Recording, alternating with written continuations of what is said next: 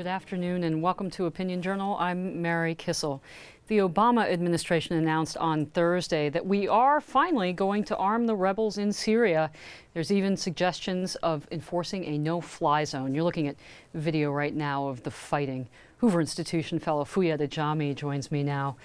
Fouad, is it clear what exactly we're sending to Syria? Absolutely not. I mean, there is something very odd about the statement from the White House that we now believe that chemical weapons were used, and in effect they reminded us that because chemical weapons were used, that constituted a red line for the president that would change his calculus. But the announcement of what is to come is really not very persuasive. We don't know. Could it be just the first step, if you will? But at some point, if you make that ambitious a proclamation, then you have to come through. You have to come through with a no-fly zone.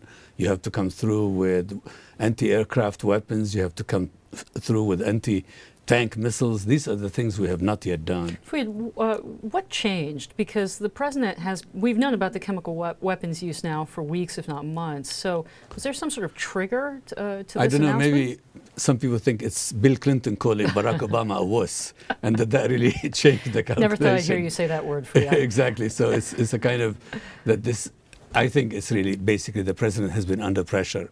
And he's been under pressure from his allies in the region. There is a great unease in the region wherever you go. I mean, take a look at someone we're not very fond of necessarily, Prime Minister Erdogan of Turkey. He came to the White House in the hope that he could change American policy. He could change the Obama approach to Syria. He went home empty-handed. So there is this great unease in the region about our passivity.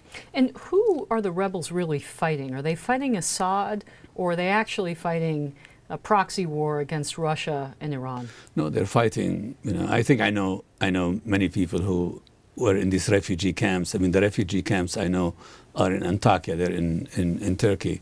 And there are many, many fighters who come to these refugee camps, to see their families over a weekend, and they slip across the border. I've gotten to know some of these young people. They are just ordinary Syrians who are fed up with autocracy, fed up with plunder, fed up with the rape of their sisters and daughters and so on. It's just an ordinary rebellion. There are, of course, these other characters, the Nusra Front.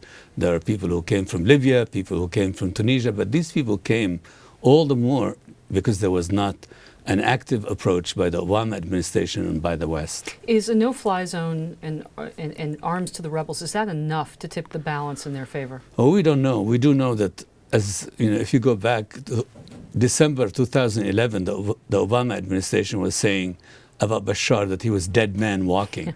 Well, the dead man is still around and he may yet win. So I think now there is pressure because, in fact, the Obama administration was hoping that the law of gravity would save it, that somehow or another Bashar would fall of his own weight. He hasn't. And we now have to face that kind of, that bitter conclusion. That bitter conclusion. Hoover Institution fellow Fouad Ajami, thank you.